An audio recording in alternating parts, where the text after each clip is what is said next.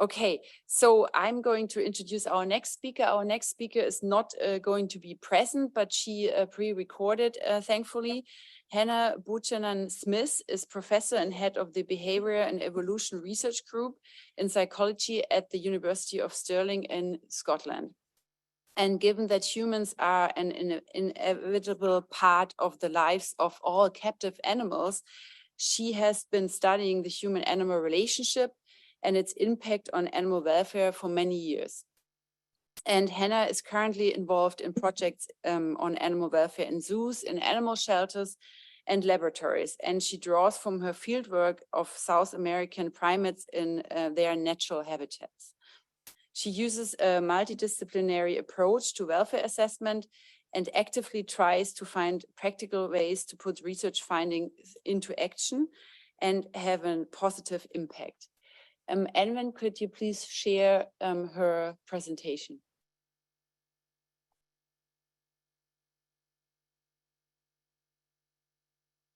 And maybe in the meantime, or actually starting, okay. I'm absolutely delighted to be here to talk about the welfare of primates in laboratories and the opportunities for refinement. My name is Hannah Buchanan-Smith, and I am a professor in psychology at the University of Stirling in sunny Scotland. So this presentation is based on a chapter from this book edited by Lauren Robinson and Alex Weiss on non-human primate welfare. And the title of our chapter is the same as the title of this presentation. My co-authors are Dr. Lou Tasker and Dr. Hayley Ash, who were former PhD students of mine, and Dr. Melanie Graham from the University of Minnesota Medical School. In addition to working with my co-authors, I've also had the privilege to work alongside many great people within these two contract research organizations, Covance and Charles River, and the big global pharmaceutical companies AstraZeneca and GlaxoSmithKline, as well as other facilities within the UK. And so I know that the refinement ideas that I present are practical and feasible. I've been lucky enough to get funding from the BBSRC and from the NC3Rs, which I'll mention again in a moment. Now, as this is a 3R symposium, I'd really like to think that we're all familiar with the 3Rs, but actually the definition of the refinement R gets modified quite regularly. So I'm sure we're familiar with the original definition by Russell from 1957 and cited in the famous Russell and Birch book. Any decrease in the incidence or severity of inhumane procedures applied to those animals which still have to be used. So that's after the replacement and reduction principles have been applied.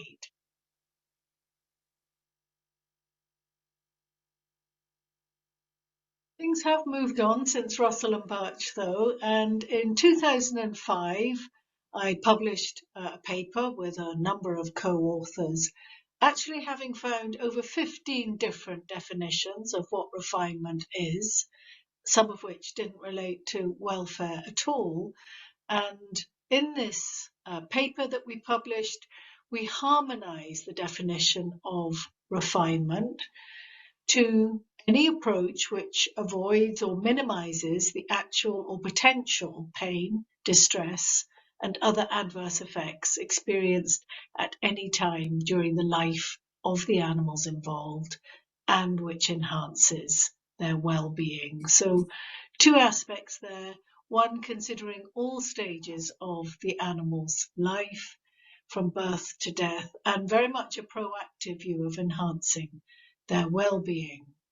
Now, since we wrote that in 2005, the wonderful NC3Rs have redefined refinement again.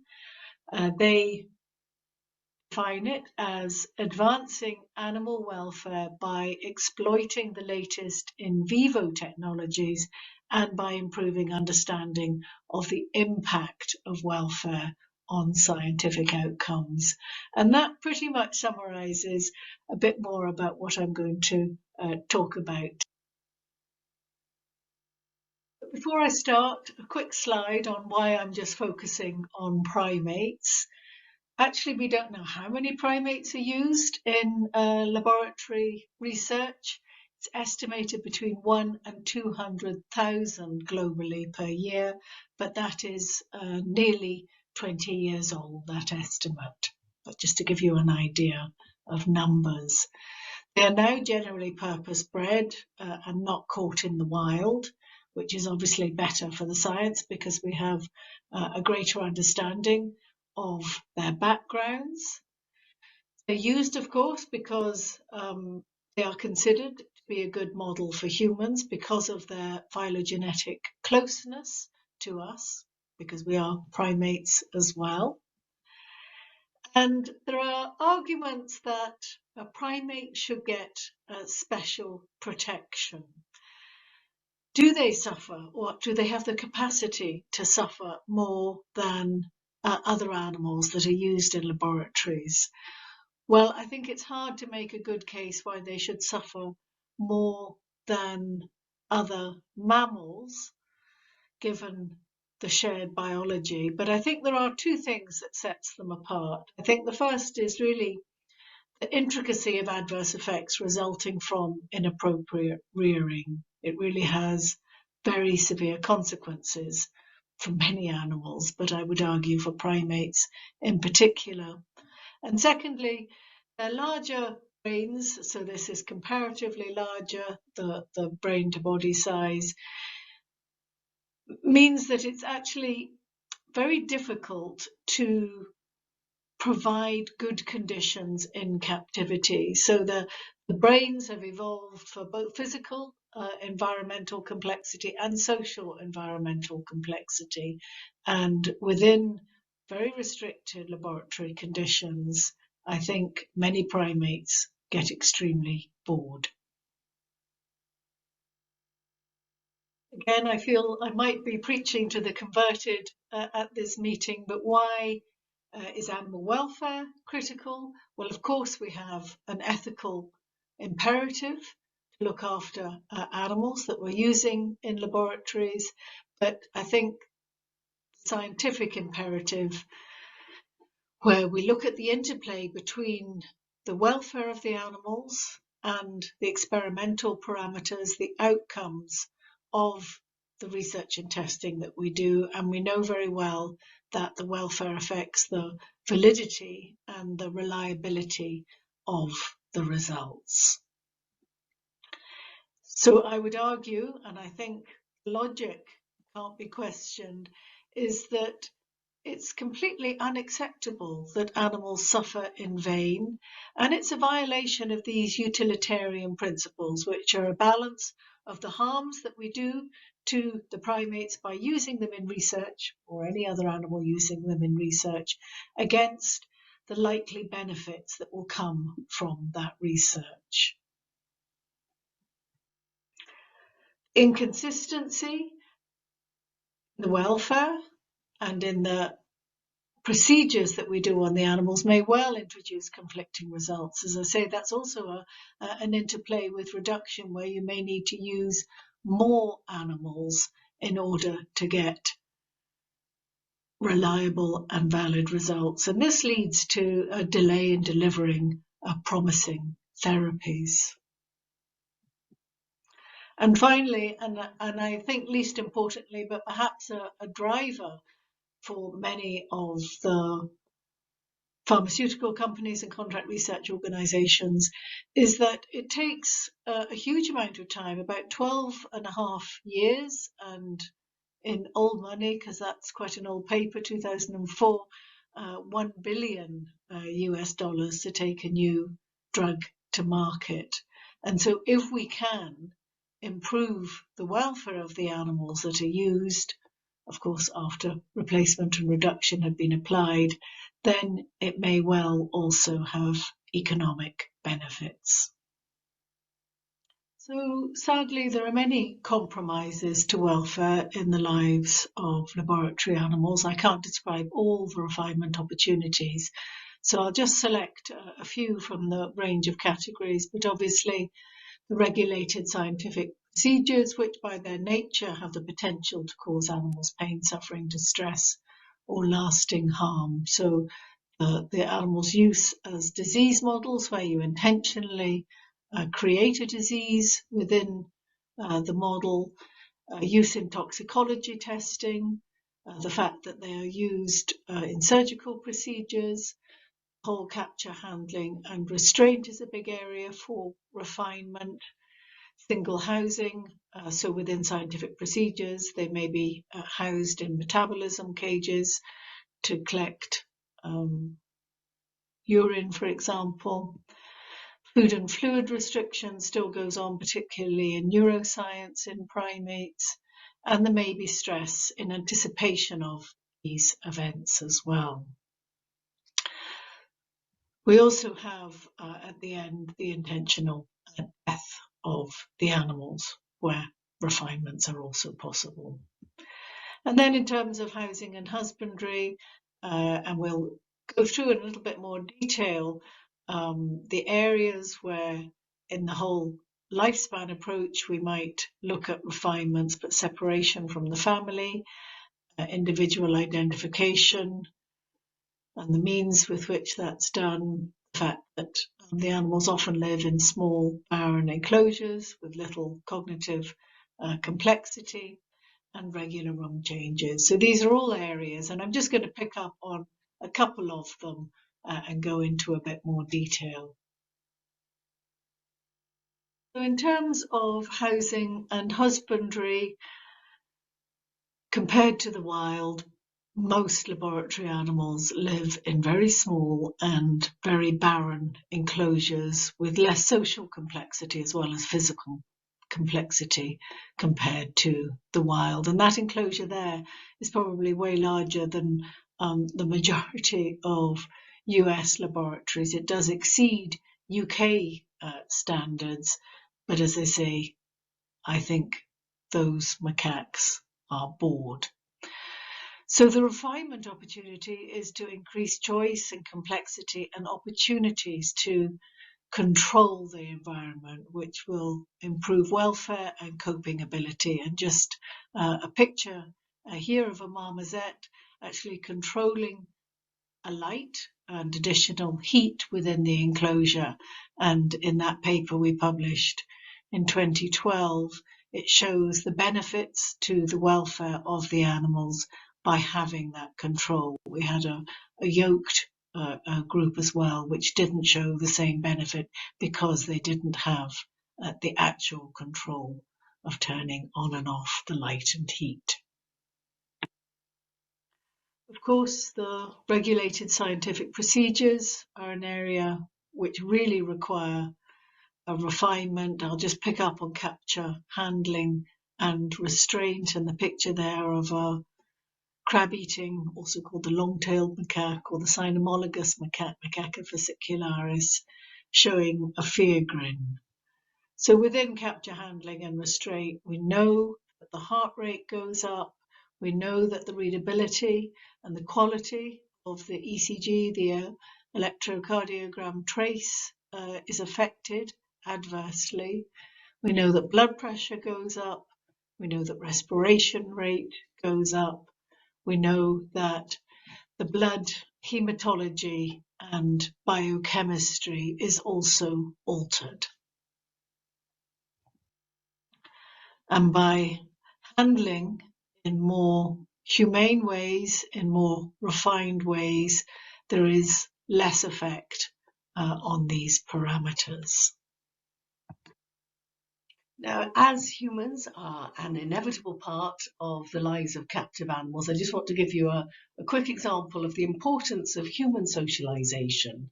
So this is the work of Lou Tasker as part of her PhD at Stirling with me, and she studied 80 male and female juvenile cynomolgus macaques about 18 months old, that had come in from Mauritius. They went into a contract research organization for use in toxicology studies, and she compared a control condition with an enhanced socialization condition.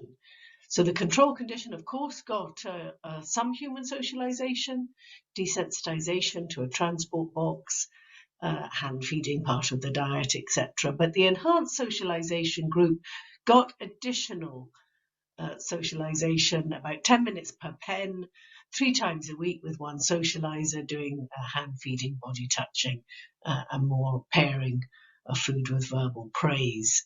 And it doesn't work out as much. It's actually only just 6 minutes per macaque per week. But this 6 minutes per macaque per week just had a massive impact. Here you see body weight, comparing males, the triangles and females, the circles between control and enhance. These are juvenile, so they're still growing, and we see the controls actually decrease in body weight as they habituate to the new enclosure, and they're still not stable when the study starts. And these similar patterns are shown for both body condition scores and for alopecia. So that 6 minutes per macaque per week really has a massive impact. Just to show you some data on heart rate now. So this is the way that the macaques were handled, with a manual restraint, a dorsal recumbency, so on their back, and it took 4 technicians. And what you see there is that the individual value for the heart rate is about 240 beats per minute. Freely moving would be about 160 beats per minute, so not even on that same graph scale. And so that's considerably higher than they would normally have their heart rate. And then if we look at a different technique, and I credit Jan Kelly for her assistance with this study, where the macaques, and it doesn't look nice, but a tube restraint, which just took 1 or 2 techniques.